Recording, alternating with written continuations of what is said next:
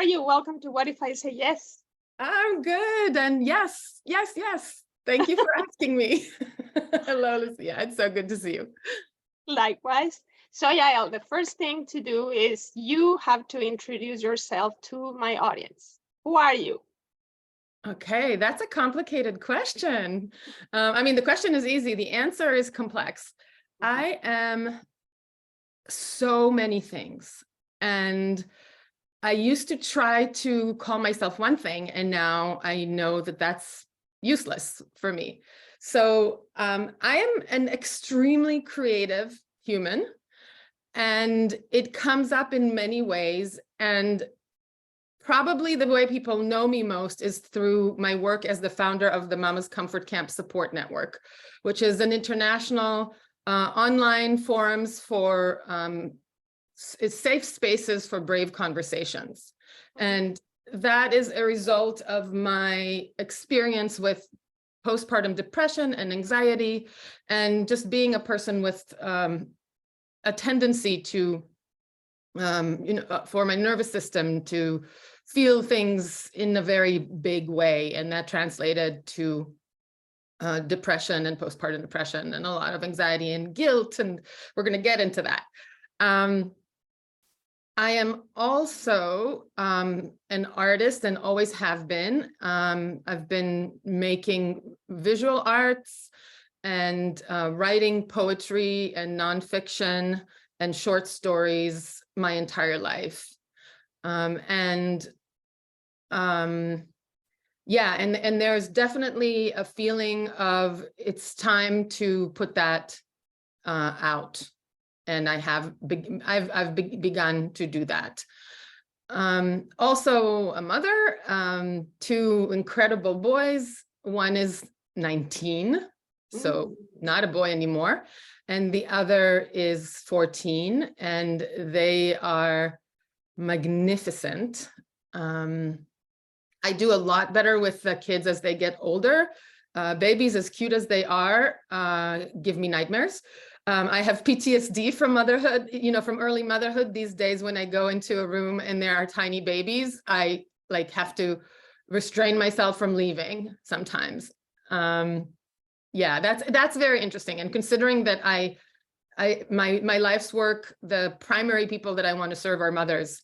It's really interesting now that my kids are no longer babies or toddlers, my body is recoiling from the stress. So I'm like, I want to get the mom to give the baby to the father or to the aunt or something, so I can take her aside and take care of her. And when people are like, hey, you want to hold the baby? I'm like, no, I don't want to hold the baby. No, thank you. Yeah.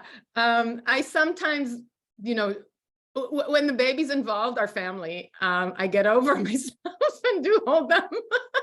Or when, they're the kids or the grandkids now of my very best friends, I stretch myself to hold the baby and sniff their wonderful smell. But it's fascinating to me to have a huge physical reaction.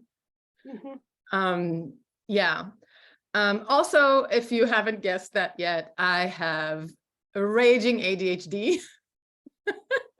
Okay. And my beautiful brain just keeps coming up with all sorts of things. I used to have shame about it. There were all sorts of reasons why that was a problem. And over the years, I got good at keeping what's useful and not feeling like I lost all my fucks about all those things. Is it okay to swear? Do you prefer to keep it clean? No, I want you to be whoever you are, and say whatever you want. I'm swearing. Okay. Yeah. Okay. And swearing it is. Yeah. Okay, so do you remember how we met? I know that it was at the Cayuga Heights Elementary playground. And I know that I saw you, and I think it was before we even said a word. There was something about your smile that, there we go. There's something about your smile that was so lit up that my awareness was drawn to you. And then there were all sorts of practical reasons to speak to each other because you were doing the blessed work of the PTA, which I've never wanted to touch. Because I'm like, I'm working with mothers in my most comfort camp. That's it. I'm not doing anything at school. And so I'm always super grateful for the women who show up for the Parent-Teacher Association, because gosh, the way that the world leans on you to keep schools functioning is not okay. But you showed up anyway. Yeah, I don't remember what our first conversation was about, but you know, from that moment, I think there were like 3 more years of my kids at the same school. I think your kids are a little younger. Yeah, so I think there's always been a yes feeling between us. Yes. So here's what I remember. So I must have seen you several times before the kids come out after their school day, their parents waiting outside. And I must have seen you several times, but I specifically remember, and it's funny that you say you suffer from depression and anxiety, because when I saw you that day, you were walking very happily, very peacefully. I think you were eating a piece of chocolate, and you were really or either chocolate or something that you were really, really savoring. And I don't know if that was the first time, but I remember that day we talked, and I asked you. So I think I made a point to say out loud what I had just seen in a few seconds of you. So that was like very lovely. A very happy mom walking by, savoring something she was eating peacefully. There was no way I could have known that you had all this complexity in you. Well, funny. That's great, and it super useful for the conversation actually, because part of my healing from my life-threatening depression was learning how to get out of my head and be in my body. Okay.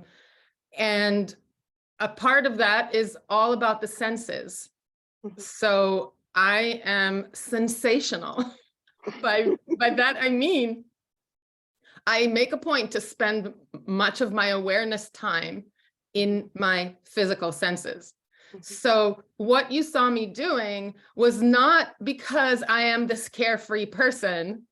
It was because in order to not be at the mercy of the monkey mind, I go on something that probably didn't call it that then, but I call it now, flavor hunts. And that is paying really good attention to beauty. And sometimes the flavor hunt goes through the taste buds, and that's, you know, chocolate is a good way to go there. Ice cream, always all the ice cream, please. Cheese, really good cheese. Yeah. If I ever had to choose between cheese and chocolate, I would choose cheese. People don't believe me, but yes. Although thank you for not making me choose. But very often my flavor hunts are visual. Like it's one of my ways to deal with the automatic reactions that are anxious or angry. If I catch myself when I've like left the present and left my center, then at this point I'm very good at noticing. And then I catch myself gently, not like a cop catching a thief, but more like a mother, you know, helping a child get up. And I search for something to appreciate, something to enjoy with my eyes. So there's almost always something beautiful.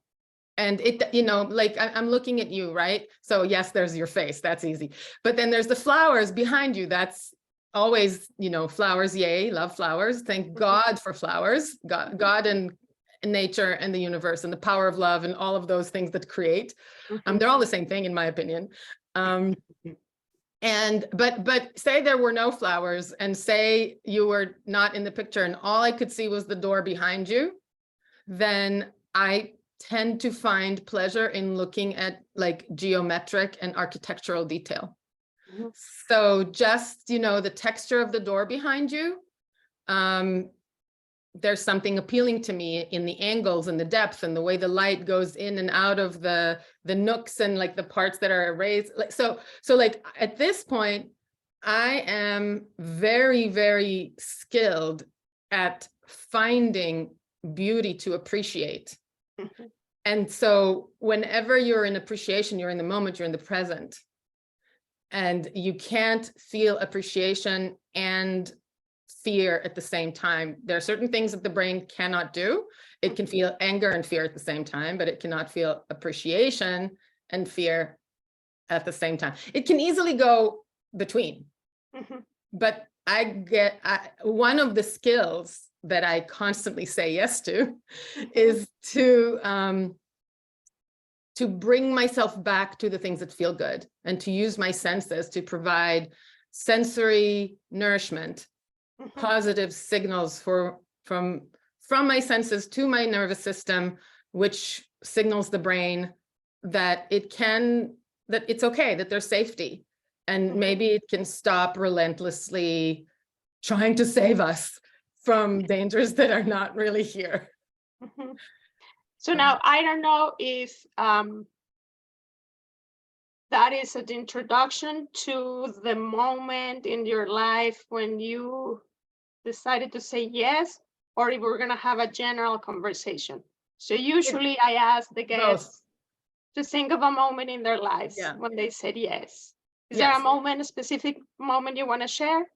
So there are so many moments that I said yes. But the one that I wanted to talk about today is really the results of the journey that had a lot of other yes moments and a lot of oh shit moments, and a certain trajectory that we're going to go over, that in the past year there was a big thing to say yes to, something that I've been sort of dancing around and not committing to.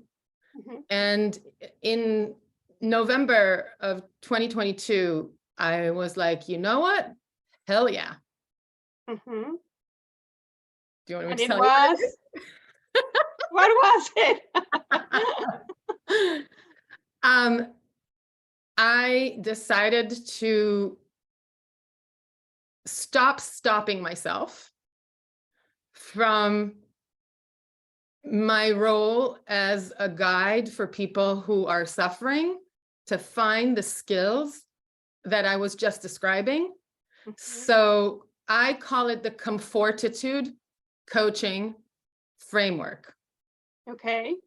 And the meaning of ComFortitude, of course, it's two words married, smushed together. It's a word sandwich. Comfort and fortitude, two things that humans generally want. And when you get the skill set of ComFortitude tools, you become your own source of strength and comfort that is always within reach. You walk around with it. You are the center of your own little cloud of comfort and strength, because the way to feel comfort and strength is through your senses, which you can manipulate with your fingertips, with your eyes, with your tongue, with your taste buds, with your ears. Like we actually have some choice as to what sensory input we allow or seek. So unless we're actually being chased by a cheetah in the moment, most of the time, we actually have a choice about how we respond. And for some reason, we are taught how to do math and we are taught how to cook, but we are not taught how to manage our own central nervous system and what is at our disposal that is so powerful that it almost feels like the capitalist powers that be do not want people to know this, because then we're not going to buy a ton of shit. Mhm. Right? Because if this is all you need to get from, oh shit, to fuck yeah, or just from, you know, to, Mhm. then we are super powerful. Mhm. So my saying yes to ComFortitude coaching and claiming that and showing up in the world as, yes, I can teach you how to not suffer, and it's going to be easy and delicious. And, you know, saying that, you know what, I understand that this is revolutionary and this is subversive and this is anti-patriarchy, it's anti-consumerism, it's anti all of the, you know, mindset of people believe that for growth, they need to keep to leave their comfort zone. Mhm. And that's ridiculous, because when you're outside of your comfort zone, you are in the parts of your brain that are constantly vigilant for danger. And it doesn't mean that you can't do anything from that space, but you're in fight or flight. You're not in the parts of your brain that are creative. Mm. So yes, you can have some growth out of there, but it's painful growth, it's anxious growth, and it's not the only growth available. When you are in comfort, and really growth happens at the edge of your comfort zone, but nobody needs to leap out of it. We just need to go to the edge and then stretch it and stretch it and stretch it from inside our comfort zone with our own fingertips that are never out of reach. Mhm. Right? So, and also with the way we talk to ourselves. Mhm. So there's a complete, in my healing, there's a complete departure from all violent or army metaphors. Mhm. There's no need to fight from the inside out. Fighting may come at us, and in those cases, you know, fight or flight is appropriate responses. Mhm. And then there are the things in which, like fighting depression, almost killed me. When I had breast cancer in 2018, and I'm now almost 5 years cancer free. So, you know, I usually actually do a little bit of a trigger warning before I explain that, but like my cancer, my journey through cancer was very small. Things were caught early, and the treatment was not terrible. I did not have to go through chemotherapy. So I don't know if what I'm saying next would have applied if I had to deal with, you know, the physical reactions that kind of treatment creates. But I bet that if I did, I would have gone through that hardship way easier than I would have otherwise. But my cancer experience was an experience of beauty and grace. I loved all of my team members, like I adore my doctors. Mhm. It was a time of rest. Like, you know, I got to rest. What mother rests, right? People who love me take care of my, you know, driving my kids to things and bringing food.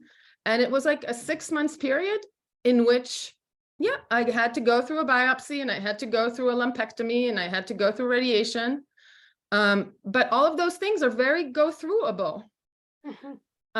When you are not putting yourself through the second layer of hardship. So there's pain and discomfort, which humans actually are very good at. You know, all of us live with pain and discomfort.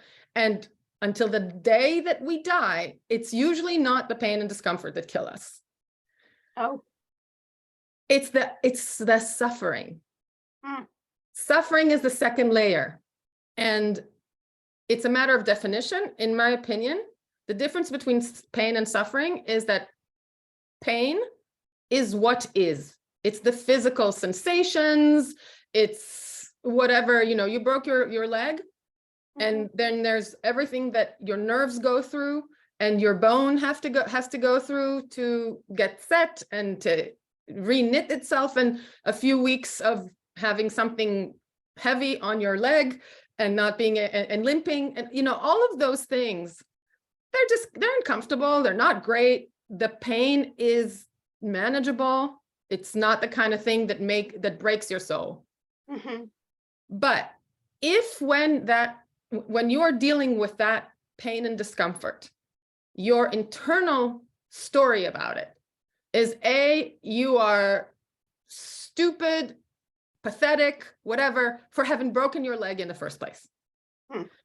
If you're spending all your time thinking about all the things you're not doing well or fast because of this, if every time things hurt, you think that you are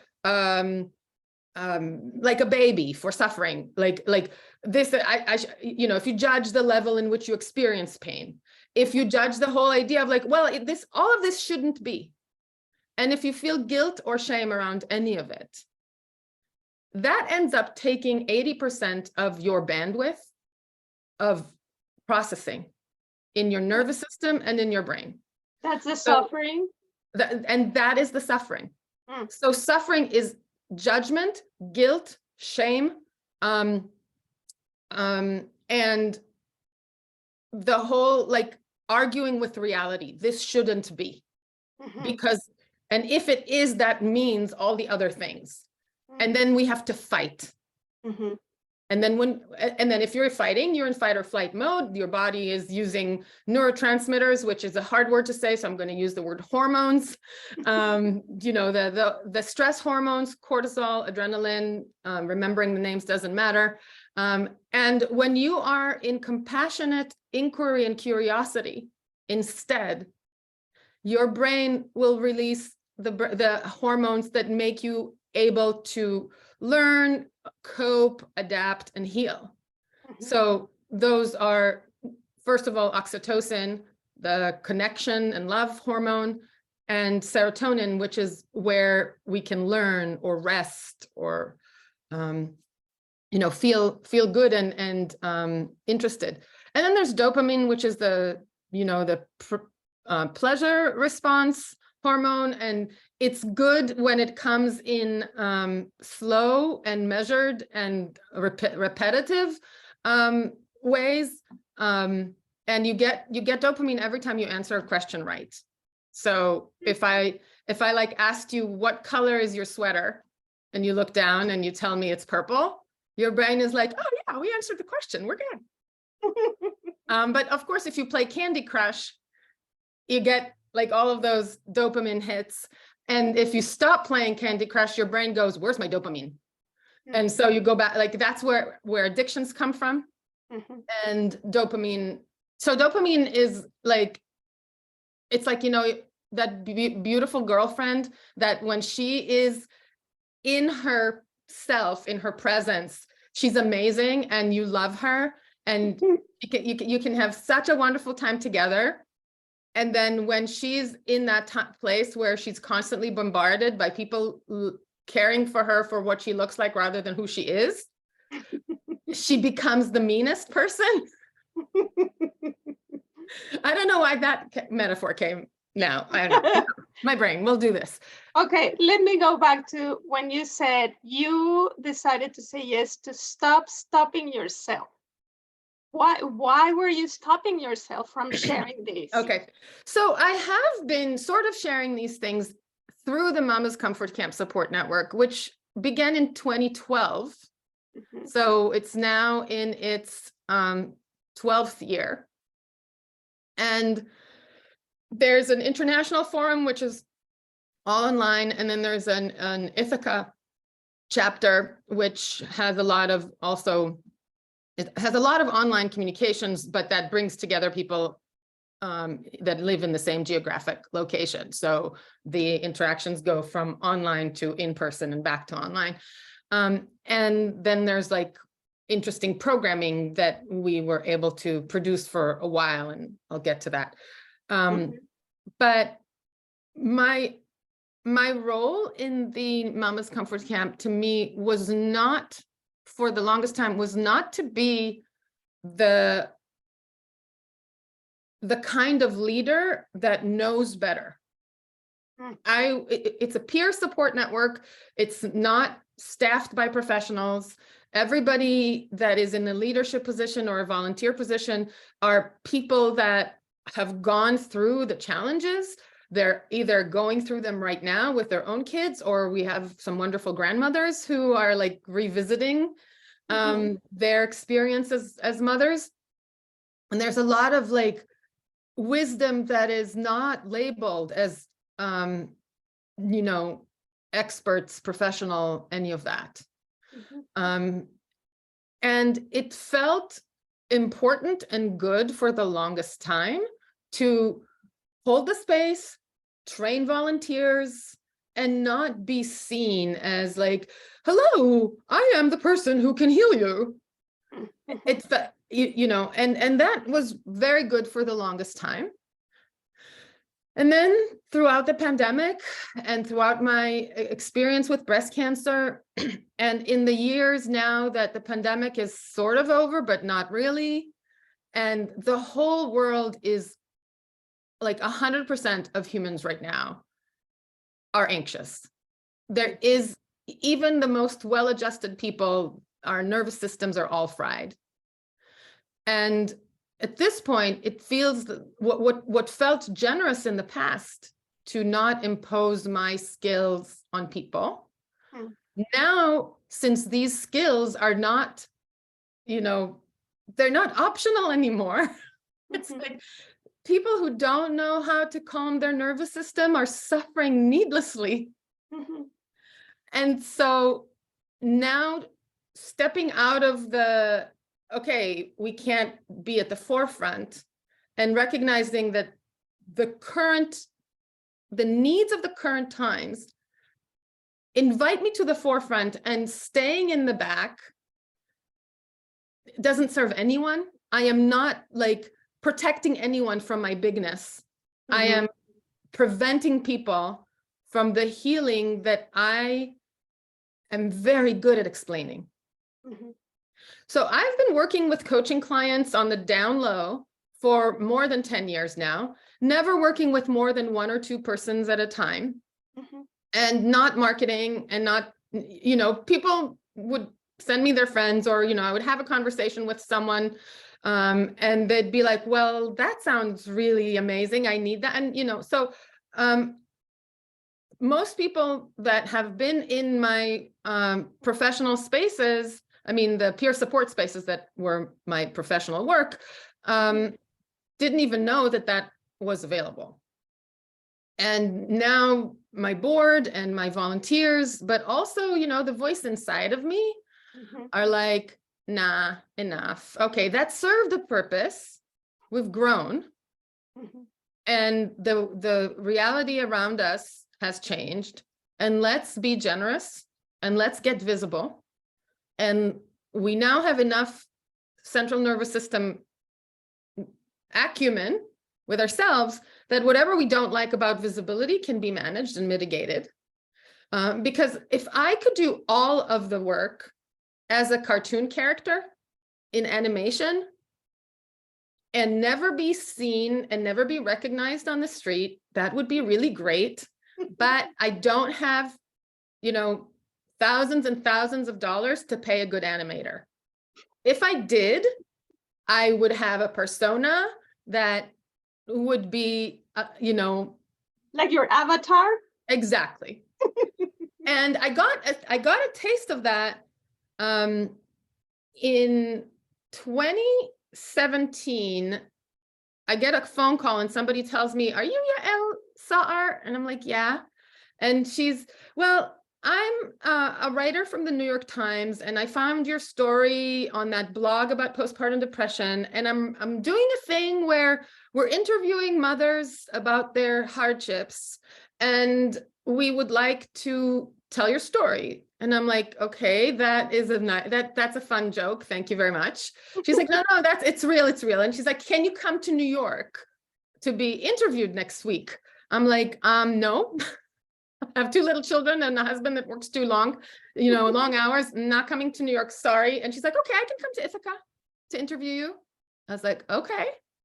And then, but I mean, but the thing that made me say yes is that it was an audio interview. She was like, it's a podcast with illustrations. It's we're working with some very good animators, and that's how it's going to be. And she sent me like an example, and I was like, yes, that's how I want my life story to be told. So that was a really interesting process, because she came to Ithaca and interviewed me in Pyramid Sounds, which is a legendary recording studio. I think the Grateful Dead recorded something there, and I don't remember who else now, but it's like, it's really cool to have been recorded at Pyramid Sound. That's one of the highlights. So we talked for about an hour, and then it was edited to like the best 5 minutes ever. I sound so sweet and so wise. When, it's not like there wasn't a lot of blabbering. And then a wonderful illustrator, Jordan Bruner, was the person that created the animation. And it's just magnificent. And I asked them to just use my first name, not my last name. And so my story was seen by millions of people, but not my face. No, this interview is not making you nervous? So at this point, I have come to, I've made peace with the fact that being visible is one of the costs of influence. And I am willing to be visible when the content is instructive and accessible. I am not interested in, just having my face on the cover of a magazine for fun. But if that relates to a story in the magazine that shares skills that can make somebody's day and life better, I'll deal. And, I was joking that if at some point Oprah called, I already have the wig that I'm planning on using. I think wigs are really awesome. So this one's really cool. And I was like, yeah, that's for the off chance that I'll have to go on talk shows. Yeah. Okay. So you said, yes, I'm going to start stopping myself from sharing this. And then what was your next step? What did you do? How do you do it now? So the next step, and was synchronicity. I have a friend who more than 10 years ago, she was learning to become a coach as I was beginning my first steps as coaching, with coaching people. And we met at an online forum and became really close. And she's Korean, and she moved back to Ithaca, to Korea, to Seoul. She did come to visit us in Ithaca when the kids were very young. She's actually been to the chess 5K. Oh, many years ago. Yeah, with us.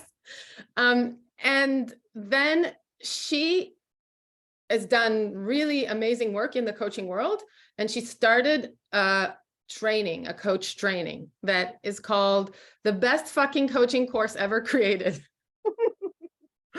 And she was doing this with her friend and mentor, Melissa Tiers. So we're talking about Simone Soul and Melissa Tiers, who were teaching a course that was starting in January, was going January through March. And I don't really care about certifications. I'm like, whatever. Funny story, in my household growing up in the small town of Ashkelon in Israel, our bathroom, the one next to the front door, so it's just a toilet and a sink, the walls used to be peppered with all the certificates.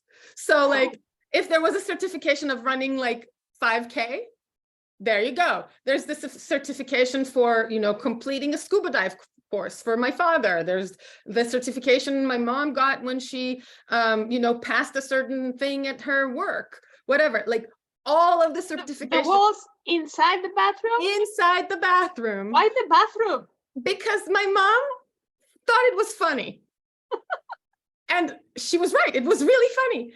I mean, I think my father's doctor license was the only one that was actually displayed in his work, in his office where he was seeing patients, but all of the other things.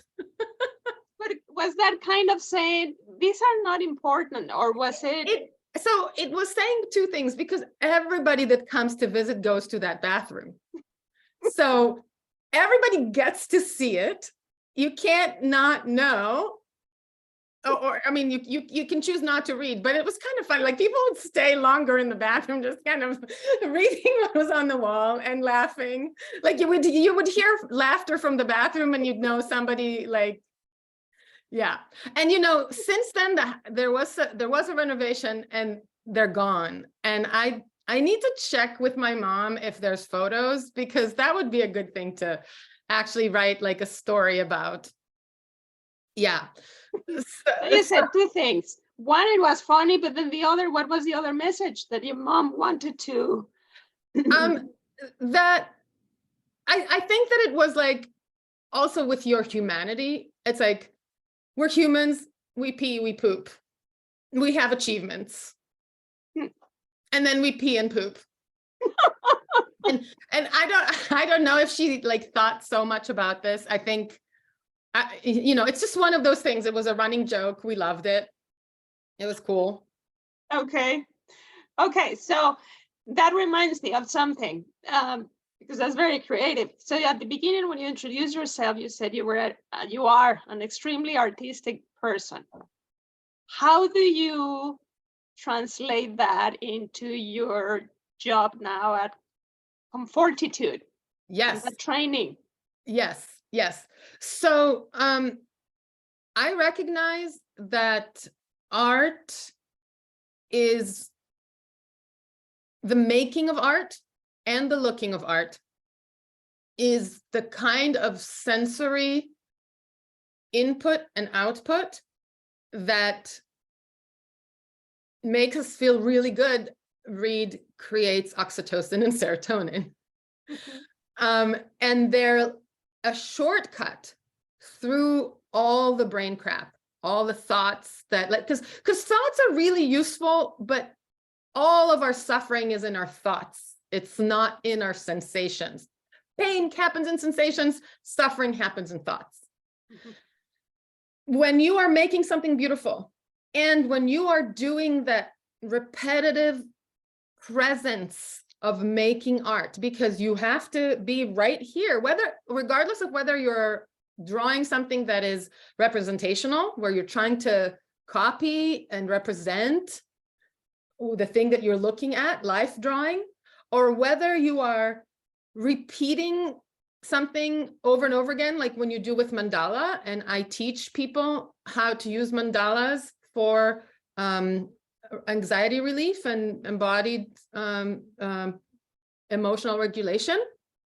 So, following a certain motif over and over and over again in a circle, and then choosing the next motif and following that, you're drawing kindness from the inside out, and it blooms like a flower. And when you're done, you look at it and you're like, oh my God, it's so beautiful. I can't believe I made this. And the thing with a mandala is that you cannot go wrong. If you repeat anything around and around in a circle for 10 minutes or more, 3 minutes or more, whatever, it's going to come out pretty. Even if your lines are not even if you're and the thing is, it doesn't have to be colorful. It doesn't have to be big. You can always find a napkin and a pen, the back of an envelope.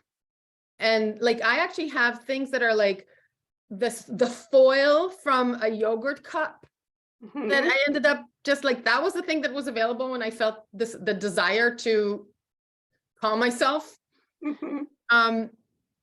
And by the time you've done this for a few minutes, your nervous system thinks that the world is a good place, actually.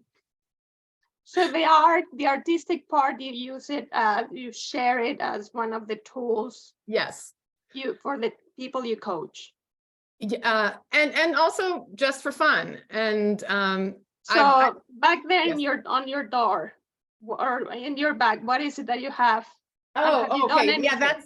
that's another way to use art to say fuck you to reality.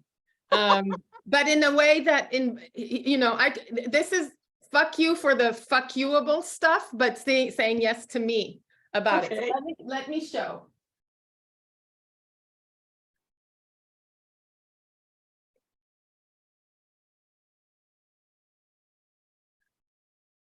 Can you tell what these are?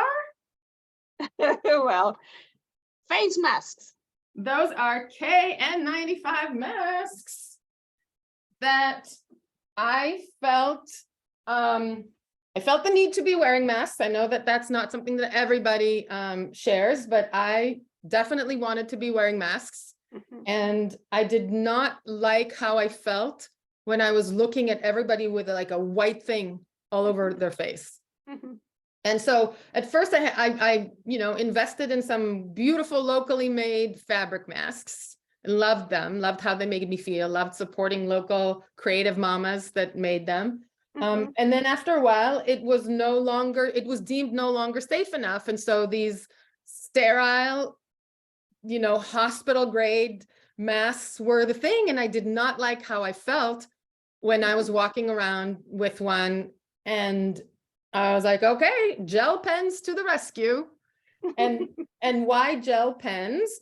And that is because they are more permanent than regular markers, but do not melt the material that the mask is made of. Because if you were going to use a Sharpie, it would prevent the integrity. It would like the mask wouldn't be useful. The mask will not be as non-porous as it was before. And I mean, it's not something that I know for a fact, but it does melt things. I didn't want to take the risk. So look at this, just lines, right? Like there is no artistic talent here. And wearing that, that already was making people smile, was making me smile. And then after a while, I started making things that looked like landscapes. So, these are so beautiful. And then my son made this gorgeous mandala. I'm like removing the push pins that are keeping those together. Look at how beautiful that is. And then the last design, which showed itself like at the end of, like this is because at some point I got like tired of doing one style and I started the next style, right? So then I was making these things that are kind of Dr. Seussian. And they're whimsical and fun and made people on airplanes or grocery stores feel happy, which was not the first time that something I was wearing or doing with my physical appearance was making people happy. More than, it's like 13 or 14 years ago, I was writing a blog about postpartum depression, and I was invited to participate in a fundraiser for the crisis line, the suicide prevention telephone hotline. And it invited people to join the blue bloggers, in which everybody was painting parts of or all of their hair blue.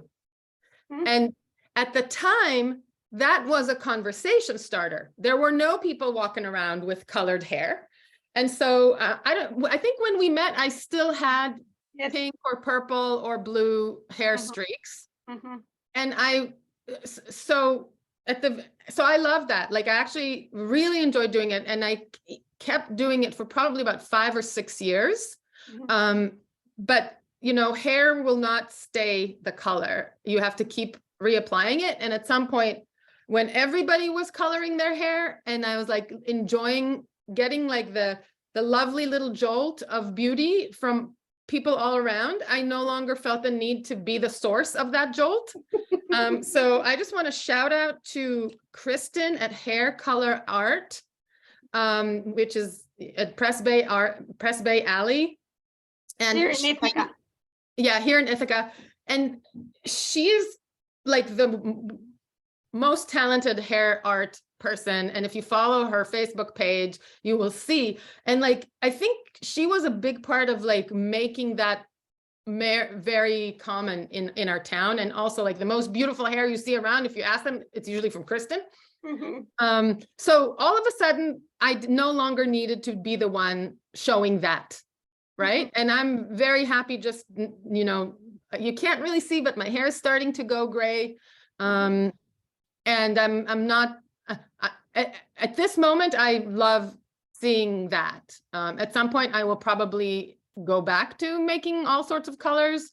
It would be cool to see what happens to gray hair when you put, you know, neon colors on it. But now I'm very comfortable with bringing jolts of colors with masks or with art. Okay. So going back, November last year, you decided you wanted to start this ComFortitude coaching. Yeah.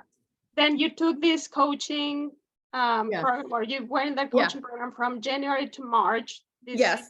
From your friend, your friend. Yes. And so the beauty there was manifold, because first of all, it's great to be in a container in which there's many other people who are working on similar goals. I was mostly doing things on my own, sort of in my own bubble. I'm very happy with my own company, but there's so much value in being in a pool in which everybody cares about the thing you care about. Simone is based in Korea, and that means that it's not like a US-centric kind of environment. And there were people from all over the world, lots of people who are not white, lots of people speaking different languages. So the community, amazing. And Melissa Tears is one of the world's most respected hypnotherapists. And I was like, what do I feel about hypnosis? I don't know. Turns out I've been hypnotizing people for ages. I just didn't know that when I was like doing these guided visualizations that help people meet their own wise advocate and like help them access the emotional resources that they need from thin air, from their own imagination, from their own past experiences, and pasting them into a possible future. That's hypnosis. That's what good hypnotists do. So hypnosis, I thought it was you kind of fall asleep and then you lose certain kind of consciousness, and then someone guides you, but you didn't really realize it, and then you wake up. So what is hypnosis then? And then so that's a cool one. So, you know, hypnosis on stage, which is where most people have seen hypnosis, is designed to incapacitate the subject and put all the power in the hypnotist and make a fool of the person on stage. And that's the absolute opposite of what clinical hypnosis does. Okay. So in clinical, and by the way, only about 20% of society is even susceptible to that kind of reaction. Most the one people, on the stage? Yes. Most people, the hypnotist would not be able to actually get them to fall asleep and, you know, follow instructions like that. Like trance susceptibility varies between people, and the more hypervigilant you are, the less likely the hypnotist is to be able to get your guard down. So let's just say that. Okay. But in coaching, or in the coaching relationship, or in the clinical hypnosis situation, the whole point is to give the subject their power back, to give them access to your personal power that your conscious brain is too scared to let you have. And so in the state of trance, which we we work to make you, it's a skill that we teach. It's not like you have to come to my office to get into this hypnotic state. No, we actually teach people how to self-hypnotize. So you can get into that state on your own after you've done it a few times with the guidance. And then in that state, it's an expansive state. It's a calm, relaxed, centered in the body, but it's expansive in terms that you can like look at the past, you see more of the presence, you can imagine and co-create the future with your best self. So it's like writing a story, and you are creating, it's like you're writing a script for yourself that is changing your internal operating system and what you believe is possible. Okay. It is beautiful. It is very creative. It's delightful. And turns out I was doing it and I didn't know that I was doing it. I just knew that I was like doing this creative imagination with people. And now I know I have better skills in how to teach people to do this on their own. And then I want to just explain a few more things about the ComFortitude coaching, and then how these things ripened and when I was in Simone and Melissa's course. And so over the decades since my acute postpartum depression, dangerously close to ending my life, times when Adam was about 7 months old, and Adam is now 19. Since then, I have been learning how to heal myself using so many different things that I was trying. So there was medication, Western psychiatry, useful to an extent, but I tried so many other things. And the first one was, of course, mindfulness meditation. That is something that was literally prescribed with my antidepressants and anti-anxiety medications. And okay, trigger warning. The next part is a little hard to hear. Everything is okay, as you can see. So let's get through this. So this is an evening in July 2004. And my baby and my husband are asleep, and I am trying to meditate. And I'm like trying to watch my thoughts and trying to watch my breath. And all I can feel is how horrible I am. And I've been depressed for months. My baby wasn't thriving, wasn't growing, wasn't like, I made way more milk than he could actually drink. He wasn't latching. It was just a really hard period. And my brain decided that, seeing as I can't even sit and watch my breath, I am such a broken human. I mean, everybody breathes, right? Like, so how come how come this is so hard and so fucked up? And my response to that was to overdose on all the sleep medication and anti-anxiety medication that I had, which was thankfully not enough to kill me. I woke up the next day. But this was a part of a bigger story because, again, trigger warning, I lost my birth mother to postpartum depression. She suffered when I was born, and then 4 years later, when my brother was born, it got worse. And by the time I was 6, it was not her first attempt, but it was the one that succeeded. And and thankfully, my parents did not tell me the truth. I mean, my dad and the rest of the family, they said that she had a heart attack, which, she did die of heartbreak. But I wasn't told that my mother killed herself. That is a very, very wise lie. Do not tell a child if you can avoid that their parent chose to leave them. And then my father started a relationship with the most amazing person, and me and my brother just flocked to her and asked her to marry him long before he did. And so within less than a year since my mother's death, my father and my stepmother were married. But it was just a few months before Mati came into our life. So the child in me made the story that my mother knew that she can't take care of us. So she made it so we could have a better mother. Mm-hmm. Yeah. Oh boy. Yeah. And that, like, I believed she went up to heaven and looked and searched for the best person to take care of her family. And then she found her and she brought her to us. Yeah. It's like, Mhm. you know, the imagination would do, the mind would do whatever it needs to survive, right? That story served me as a little girl. Mm-hmm. As a 32-year-old mother with a baby that wasn't thriving and a husband that was working full time and doing everything else because I felt completely broken. It felt like it was my turn to serve my family that way. So at that point, did you know that what they had told you about your birth mom was Right. a lie? Yes. Okay. In my late teens, I learned the true extent of the situation. Okay.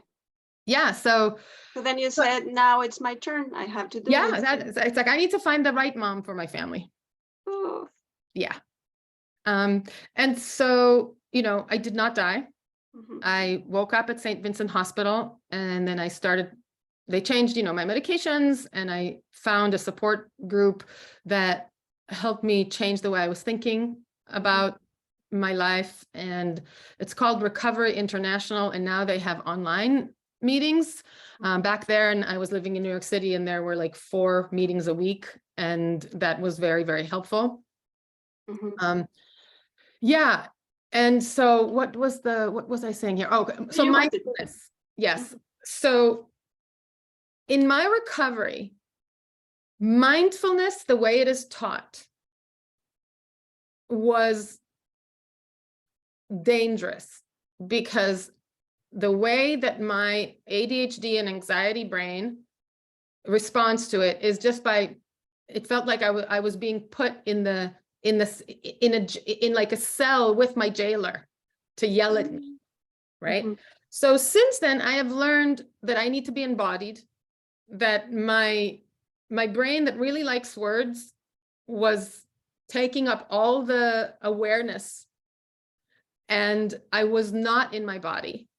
And I started doing things like dancing, and not choreography dancing, but going to like these events where you just dance how you feel, mostly with your eyes closed. I started doing some chanting. I did more yoga, and I was making more art again. So all of these things, very embodied senses. And I call the work that I do embodiness, as opposed to mindfulness. And embodied emotional regulation uses a term that I coined, sensory nourishment, that helps people create positive sensory cues that, like I said before, help the brain see that even if there's some things we don't like, we are essentially okay. We don't have to be in fight flight. We can be in this moment, in this body, in this place, and attend to what needs our attention in, you know, from our thinking brain and not from our reptile brain. And we can also work with our body in space. So bringing awareness back to the parts of the body that are receptive to how we move around in the space. It's actually like the back of your head.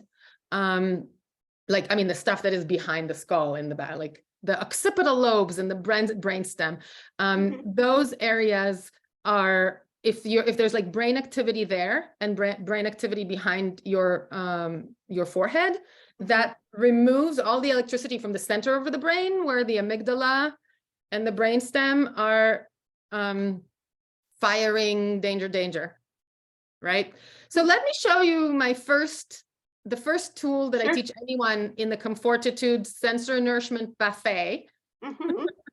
I'm very good with like words are my jam. I love words.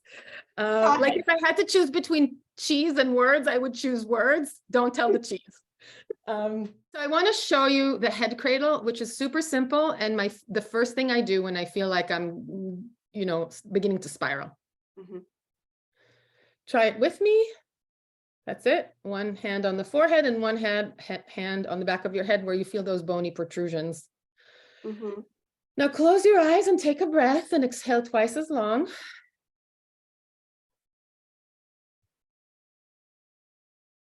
And now send your awareness to the point of contact between your hand and your forehead.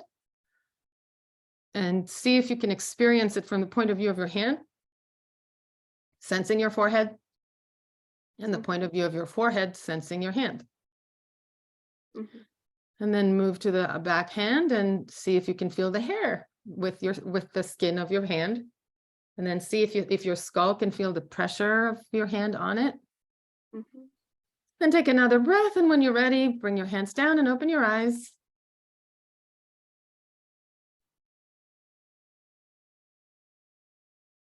And you call it cradle. Do you have to do a movement like a cradle or not necessarily? No, yeah, no, not necessarily. I was about to do something like this. You could. It That's feels a good good. point. Yeah, you could. So what did you notice? I suddenly embodied myself. Yeah. I went from this to, oh, okay, I'm here. Yeah. Mhm. So literally what happens is that you become seen and held by yourself. Mm.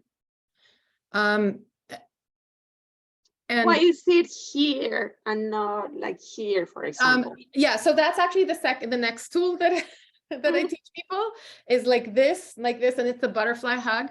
But the reason we do this is that it's something that I noticed that I was doing when I was feeling out of sorts. And I was doing it for years before I was like, well, why is this working? And then it was explained in that course that had like a lot of neuroscience in it. It is working because your brain can only have that much activity in the neurons, the electrical activity going on. So when you're triggered, it's all in the center of your brain, like we discussed before. And then when you send your awareness to the point of contact with the areas of the brain where you want to move the electricity to, the amygdala relaxes and your thinking brain and the prefrontal cortex and your spatial awareness balance your body in space, brain in the cerebellum, in the back of your head. That's where the juice is flowing. So this is a physical passing of the microphone from your, tripped up self to the part of you that is like, yeah, let's put that part of us at the, at the wheel. I like to call it we have a head cast. We have, there's the inner critic, there's the wise advocate, there's the cheerleader, and then there's the victim, there's the child, and then there's the observer. It's like the MC, the person that passes the mic between the participants. And I like to think of all of them as the birds that are flying in a formation, and there's one in the front. So who's at the front of the V? And this brings your capable parts to be at the front of the bird flock. I want to give credit where credit is due. This metaphor came to me from Hiro Boga, who is a coach and a poet and just an incredible person to learn from. I've done online courses with Hiro. So the ComFortitude coaching framework is a synthesis of things that I've learned for almost 20 years from various wise women, various lineages, whether it's yoga or Sufi, or, there's just like, I've learned from everywhere that I could, because I'm super curious. Mm-hmm. But really what I learned the most from was the way my body responded to the various things that I tried. Mm-hmm. And then if it's working, I keep doing it. If it doesn't work, thank you. We tried, moving on. Mm-hmm. And the way my brain works is that I'm very good at explaining things, because like I said, words are my jam, and I sculpt reality with words on some way. Mm-hmm. And so there are a lot of ideas that other people have heard. Like you've probably heard the most annoying thing in the world when people say, choose happiness and you'll feel better. And if you are depressed and unable to choose happiness, that is just another nail in your coffin. It's like, when you're in that, and when you're trying to do mindfulness meditation, that all the time that you were, that's another proof of how broken and fucked up you are. So choose happiness. If it was a choice that was available to you, wouldn't you already go there? Duh, Mm-hmm. You're not just like clinging to misery because, out of spite. So happiness is not a choice. It's a fucking skill, everybody. Mm-hmm. And there are things that you have to learn and things that you have to unlearn. And they're all teeny tiny baby steps. Mm-hmm. And you don't actually have to know how to get there. You just have to learn how to make the next baby step that feels congruent, that feels right. And to know if you're congruent or not, you have to be in your body. Mm-hmm. So these are all, and it's a constellation of skills that are all connected. And where my gift is that I know how to break it down to really doable steps and how to make people feel safe as they are walking this path. And so now I do this with individual clients, and I've been doing that for all along.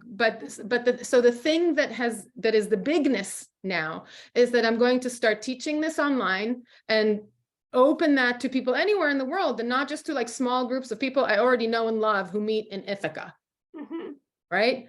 So big world, millions of people who could use these beautiful skills. Mm-hmm. And I'm going to step into that spotlight, and I know how to make myself feel, if not like super comfortable in the spotlight, how to turn that anxiety into excitement. Because the sensations of anxiety and excitement are almost identical. It's just the story that we attach. The heart rate, the heart going faster, the little bit of our skin gets a little bit of sweat, the hair at the back of the neck, all of it can be interpreted as danger or as, ooh. So, and I know how to move from the danger to this. And also just doing that will support your moving from danger to excitement. Mm-hmm. Which, it's just something that I realize now and adding to the toolkit. Mm-hmm. At the beginning, you also mentioned that you didn't do marketing with whatever you were doing with your clients. Are you doing it now? So now I'm creating marketing, because if I want, how is someone in Indonesia going to find me if I don't put myself up, out online? So for the past 12 years, I've been doing the Mama's Comfort Camp work on Facebook, right? There's moms from all around the world, but it's in a small group. You can't see what I do outside of the group. You have to be a member. Membership is free and will always be free. And Mama's Comfort Camp is not going away. The Ithaca chapter of Mama's Comfort Camp is going on hiatus and may or may not come back. We'll see. Because we're now focusing our work on making it available to people worldwide. It's actually going, the Ithaca chapter will stop receiving new posts today. Actually, it's interesting that, and it will, the Facebook group will be archived on May 5. And so people now have a period of being able to, if there's something that people posted that is personal, there's a lot of personal stories in there that they want to take away before they won't be able to delete stuff. So in the next 5 days, as people can do that. And then after that, the beautiful conversations are accessible. People can search and see past content if they're already members, but The Ithaca chapter will not be accepting new members, and nothing will be changeable And just to as of my 5. just to postmark that today is April 30th, Right. 2023. Okay. Yes. But all the mamas from Ithaca have access to our international network, where most of the conversations that are of very personal nature happen in the international group anyway. The local group was for more of the practical local stuff. So what we said no to when we've decided, the advisory board of Mama's Comfort Camp, and I should mention, Mama's Comfort Camp and the ComFortitude work is part of Mother Up, which is a nonprofit project of the Center for Transformative Action, which is the most incredible. It's like an incubator, but for nonprofit work. And they're based in Cornell University, and they are the best people to work with, and we love them to pieces. So shout out to the Center for Transformative Action. We could not do this without them, and we love them a lot. So now, for the first time, we will be marketing the ComFortitude workshops online inside the Mama's Comfort Camp International, which has 4,000 moms from all over the world. But also, we're going to be creating the same like the ComFortitude skills are not woman specific or mother specific. They were all developed from my experience as a mother and from my work with mothers, but we are humans. And what would help a mother feel better will help any other human feel better. So the ComFortitude coaching is open to all.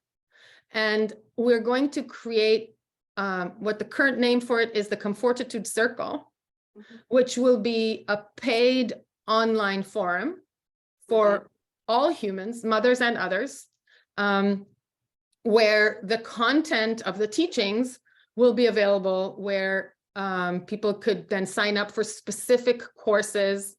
And we're going to charge money for things. For Mama's Comfort Camp, we don't. We make it free by design. And there's never going to be a fee for joining the Mothers Discussions Forum. It's if we have to charge a fee, we'll close it. The whole point is that it's free and accessible to all mothers everywhere. The ComFortitude circle will have free content that will be available for free to the Mama's Comfort Camp members. They'll be invited to watch things as they happen live. And there will be some free ComFortitude content that happens inside the Mama's Comfort Camp groups. But in the ComFortitude circle, people will be able to see replays of the live events that they can access for free. But if they want to be able to watch things over and over, then there's a cost for us to create these things and to maintain them and make them available. So transferring some of the costs to the people who consume the content is necessary, because for 10 years I was trying to get this work to be funded by organizations, foundations, businesses. There were about 5 years of spending a lot of my time writing grants, trying to work with sponsors, all that. And there was a big no for this. I was done with this in October of this year. That it was like the one grant too many, in which we are proposing some beautiful work. In this case, it was to bring ComFortitude teachings to the children at Southside Community Center by training their staff. So it's not the white women showing up to teach the Black and Brown community. It's a couple of white women that were showing up to work with the staff, giving them skills that then they can spread in their community for free. But we needed to be able to do this, and we were asking the local community foundation to pay for that. And we asked for $10,000, and we got $250 to do that. How come? Nobody can fully understand. Wow. But it's not very transparent how these things work. And this was just the one time too many. This is not, there was the time that we applied to the United Way for $15,000. And we were encouraged to apply, and we worked with the people at the United Way, the staff, as we prepared, and this was after the pandemic, when people understood how instrumental the local chapter of Mama's Comfort Camp was to keeping mamas sane during the pandemic, but also moving things around that there was no other ways for the resources to find people. Mm-hmm. So we applied for 15,000 and we received 500. And wow. those $500 come with so many strings attached. Like you have to put their logo on everything. You have to commit to fundraise for them. And we were just like, no, thank you. We can't do, like, this is not, there's nothing we can do with this. So yeah, so it was very sad actually to understand that this work is not valued by the agencies and the municipality in which we were making a huge difference. And, the thing that was hilarious is that both of these applications came with about 10 support letters from anyone that is important. So you have like pediatricians, midwives, the head of the local health department, mm-hmm. right? And individuals saying, psychologists saying how important this is, women from the community saying, Mama's Comfort Camp saved my life. Mama's Comfort Camp helped me spot a problem with my child early enough to fix it, that sort of stuff. So we have like this package of like, this is what we do here. And then the last year was our 10th anniversary, and we had a big celebration downtown. And in one of the sections of the celebration, we had proclamations, and the mayor and the legislature and our wonderful assemblywoman, Anna Kellis, all read statements about the importance of Mama's Comfort Camp and the impact, the positive benefits that it brings to the community. And it was like telling teachers and nurses that they are heroes, but not giving them a raise or hazard pay, mm-hmm. right? And this was the year in which we made the least amount of money on our fundraising efforts. Crazy. So this was like the universe saying, stop playing small. This small community is not appreciative, not willing to invest in this work. Do the work worldwide. Trust that the people in Ithaca that need this work you're not banning them from it. You're just not focusing locally, but anyone in Ithaca can help themselves just like someone in India can help themselves. So it was really interesting to have that experience of noticing the no, that the world was like, the reality was saying, no more Ithaca, no more Ithaca as the focus, always Ithaca, but just not as the source and the focus of everything. And so that was like that big no to this, yes to the worldwide. Yeah. Okay, so with that, we don't have to go to the moment in your life when you decided and no was a better answer. You already said it. So this is the big no? This was the big no. I mean, there's a lot of no every day. I am, my capacity to say yes to everything that's important is 100% a product of my commitment to saying no to all the things that don't serve me and to asking my body what it thinks about the possibility of this or that. So this is, there's one other tool that I want to share before we go to closing, and that is the no-brainer decision. Okay. How do you make decisions that don't ask your brain for its opinion? Now, it doesn't mean that you're not going to ask your brain for its opinion, but your brain doesn't shut up about its opinions. So how do you, how can you get an answer from your body? So do you want me to explain it or do you want me to try it with you? Let's try it. Okay. So do you have anything that it's hard for you to make a decision about? Yes. Okay. What to cook for the day? Okay. Okay, so tell me what the options are. I think I have chicken, but Maya complained a few days ago about not wanting chicken for a while. And I think I have seitan, but then I have to be very creative because it's fake meat. Mm-hmm. Or I can just try something with only vegetables and grains. Okay. And then can I throw in another option? Sure. You could order pizza, right? That's another option. So Okay.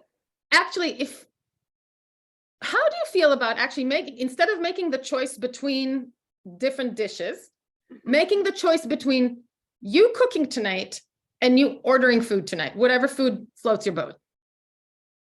Then I go to them. I wouldn't spend money on that. That's your brain. That's your brain talking, right? I want to save money for other things. I get that. So let's choose between chicken and seitan. Okay. Okay. Okay. So here's what's going to happen. Mm-hmm. You're going to close your eyes and you're going to put a hand on your chest. And then I'm going to. Doesn't matter which one? Doesn't matter. You can put both hands, one hand. You can put one hand on your chest and one hand on your belly. And put your hand in the center of your chest. Yes, like that.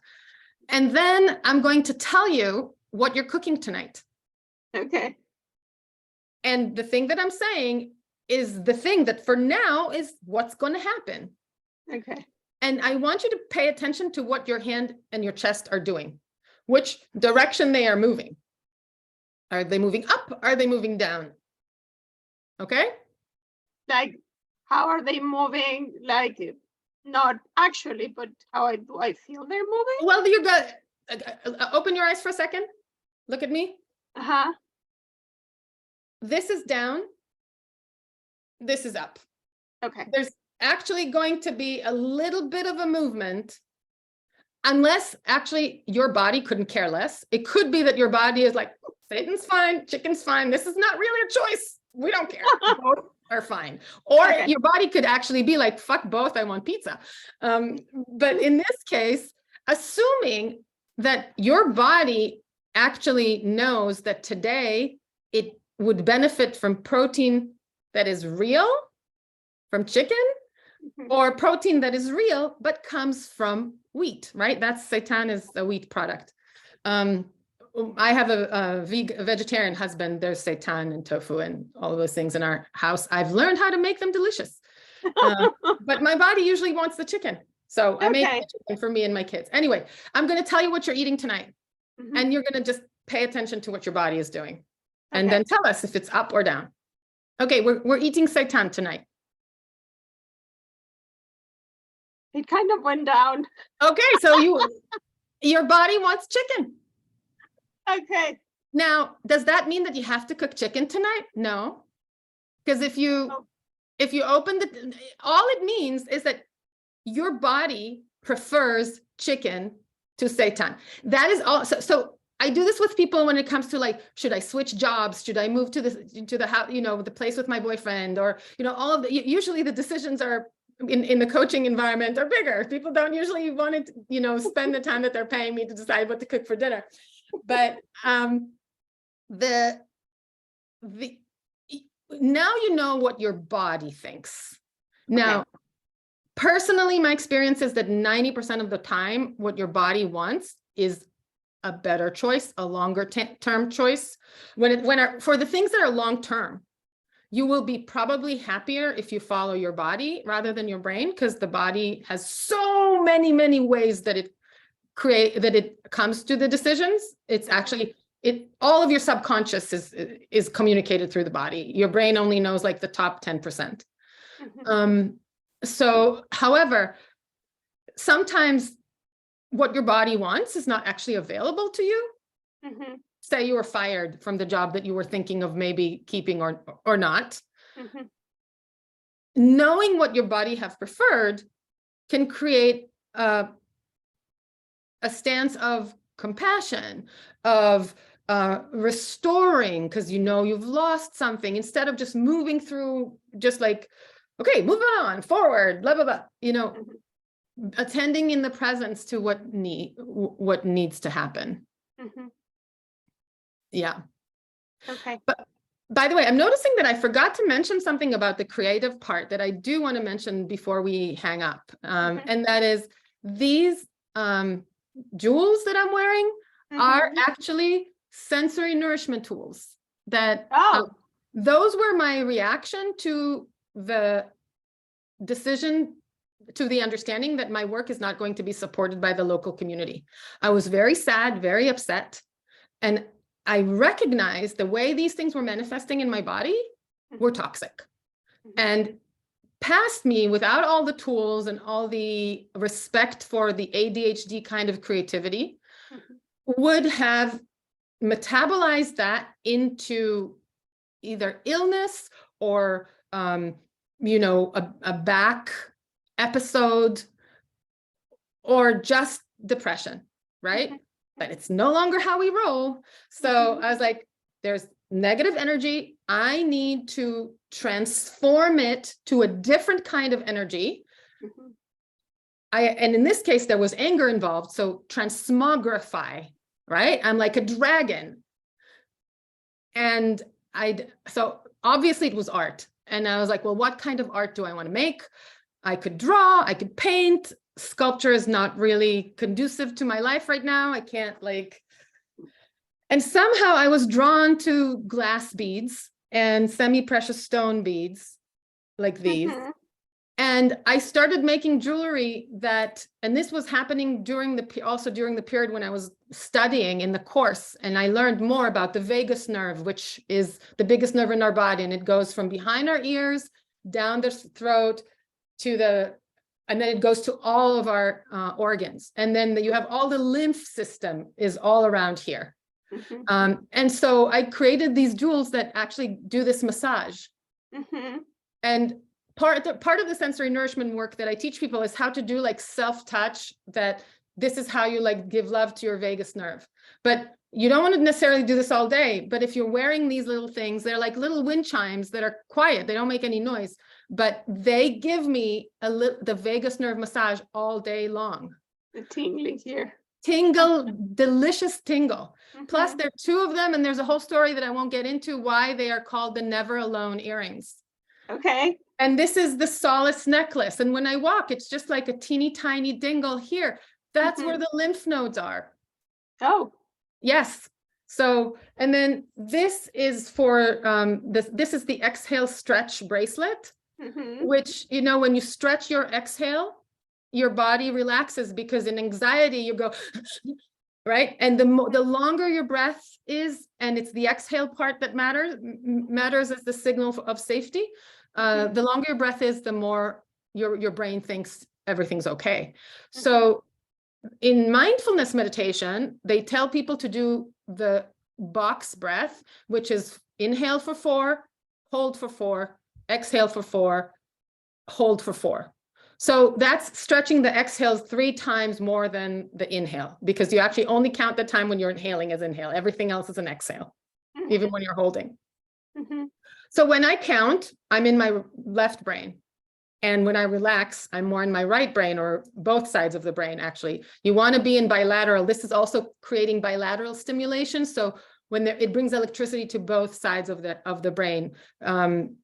Anxiety is a pinpoint. When electricity moves around the brain, it dissolves anxiety.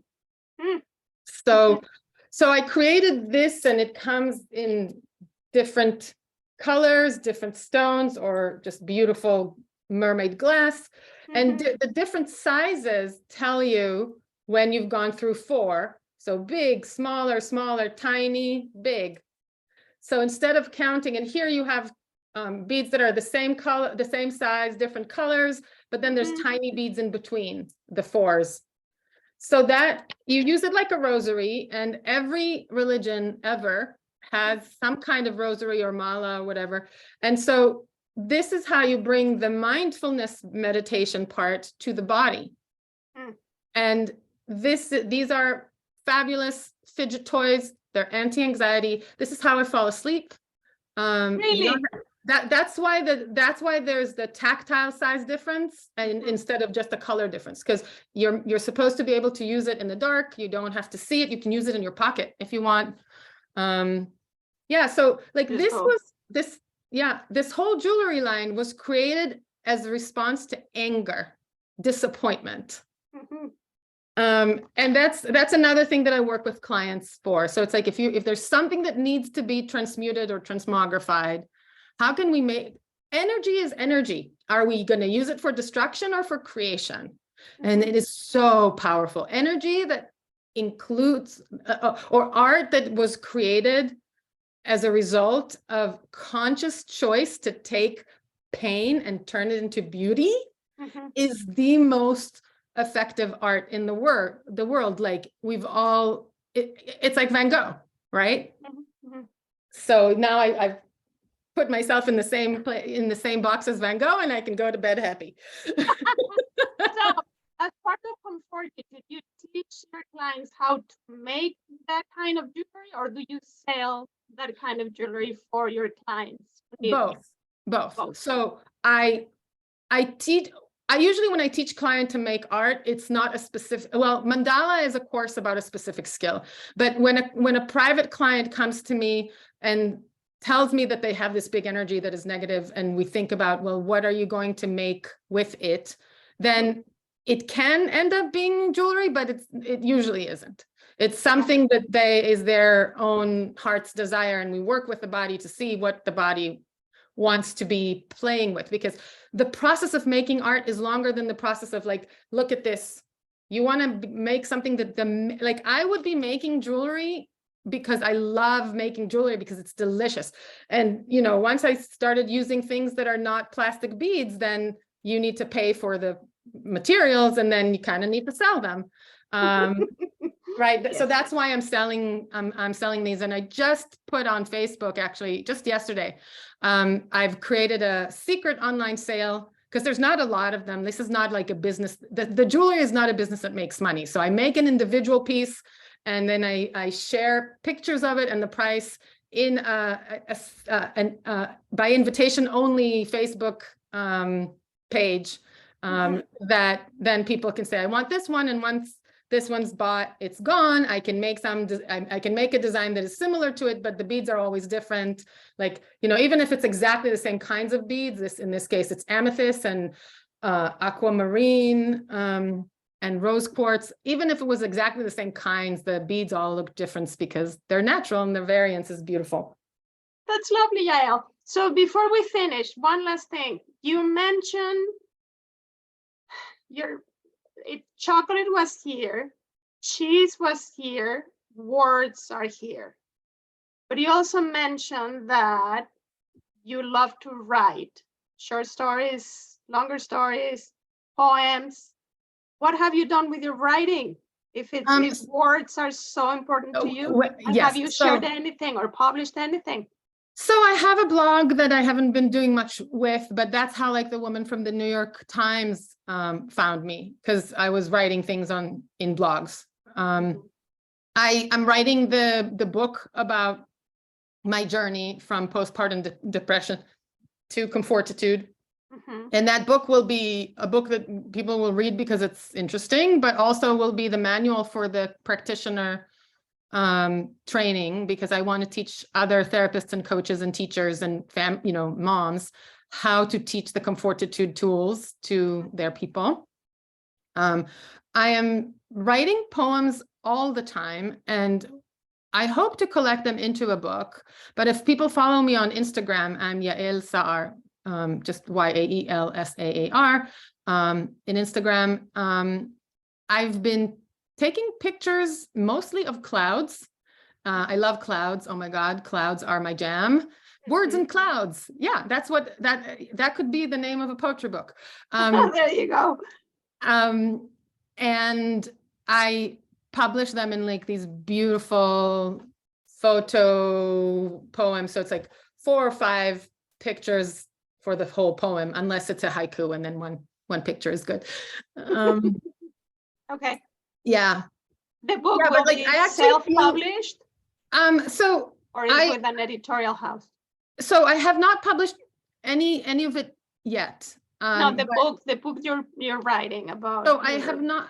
I need to make a proposal. Like, what over the past year, the next year. Like right now, I'm outlining it, and I think that I'm looking at publishing options, and the poetry I will publish myself. I have a graphic design degree, and I care about the fonts and the distance between the lines and the paper and the feel of the paper, not just the look of it. So I want the poetry book needs to be this beautiful thing that feels good in your hand. I'm going to be taking all the creative control here. The ComFortitude skills self-help book will probably start as a self-published ebook. And I would like it to be on bookstore shelves. So I will then work with a traditional publisher to get it out to shelves around the world. Very nice. Well, this is a lovely way to end our very interesting and insightful conversation with you, Yael. Thank you for coming. I hope you didn't feel anxious or... No, I loved every second of it. I mean, I always love time with you. So thank you so much for thinking of me, for your beautiful, like your channel idea is so wonderful. And also, I just wanted to invoke your brother